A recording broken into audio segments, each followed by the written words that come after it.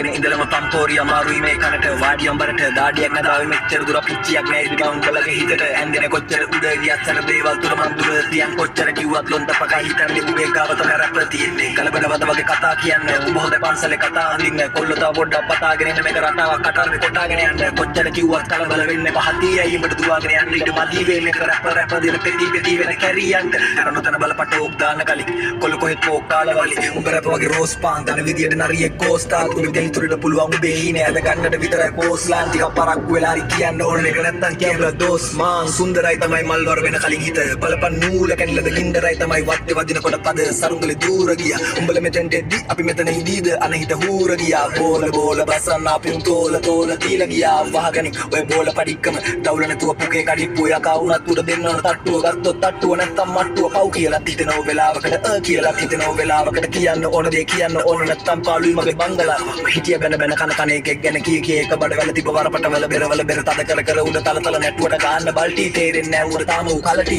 බලපම් මේ සද්දේ කොල්ටි කොච්චර උනත් උඹලා ඉන්න බෙට්ටි දෙන්නේ නැහැ උඹලට බිත්තර වට්ටි රෝස පාටයි කාගේ තොල් ගහන්න කලියෙන් උන් පූජ වට්ටි රළුයි මම આવොත් උඹ රළුයි යද්දි තව රළුවේ තව කඩි වැඩි වෙයි අනේ ඒකේ තොටත් මොකක් හරි රළුයි මම આવොත් උඹ රළුයි යද්දි තව රළුවේ තව කඩි වැඩි වෙයි අනේ ඒකේ තොටත් මොකක් හරි වෙයි අනමනන් හිතින් පාඩු වෙමයි